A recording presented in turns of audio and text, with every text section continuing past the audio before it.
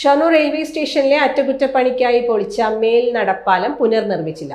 ആയിരക്കണക്കിന് യാത്രക്കാരെത്തുന്ന സ്റ്റേഷനിൽ ട്രെയിനിന്റെ മുൻഭാഗത്തേക്കും പിൻഭാഗത്തേക്കും യാത്രക്കാർ നടക്കേണ്ട അവസ്ഥയാണ്. പ്ലാറ്റ്ഫോമുകളുടെ മധ്യത്തിൽ ഒരു മേൽപ്പാലം മാത്രമാണുള്ളത്. പ്രായമായവരും കുട്ടികളുമായി വരുന്നവർക്കാണ് ഈ പ്രശ്നം ഏറെ അനുഭവിക്കേണ്ടി വരുന്നത്. ലഗേജുമായി വരുന്ന യാത്രക്കാരും മേൽപ്പാലം ഇറങ്ങി മുന്നിലേക്കും പുറകിലേക്കും നടക്കണം. 2 മേൽപ്പാലം ഉണ്ടെങ്കിൽ കോച്ച് പൊസിഷൻ അനുസരിച്ച് യാത്രക്കാർക്ക് ആവശ്യമായ മേൽപ്പാലം തിരഞ്ഞെടുക്കാം. 100ഓളം ട്രെയിനുകൾ എത്തുന്ന റെയിൽവേ സ്റ്റേഷനിൽ പ്രതിദിനം 10,000-ഓളം യാത്രക്കാരാണ് എത്തുന്നത്. 2 വർഷം മുമ്പാണ് മേൽപ്പാലം പുനർനിർമ്മിക്കുമെന്നറിയിച്ച് പൊളിച്ചു മാറ്റിയത്. എന്നാൽ പിന്നീട് നിർമ്മാണ പ്രവൃത്തികൾ ആരംഭിച്ചില്ല. അതുകൊണ്ട് തന്നെ യാത്രക്കാരും ഏറെ ബുദ്ധിമുട്ടുന്നുണ്ട്. നിലവിലെ മേൽപ്പാലത്തിൽ ലിഫ്റ്റ് സംവിധാനം ഉണ്ടെങ്കിലും എസ്കലേറ്റർ സൗകര്യമില്ല. മറ്റ് റെയിൽവേ സ്റ്റേഷനുകളിലെല്ലാം എസ്കലേറ്റർ സൗകര്യം ഉപയോഗിക്കുന്നുണ്ട്.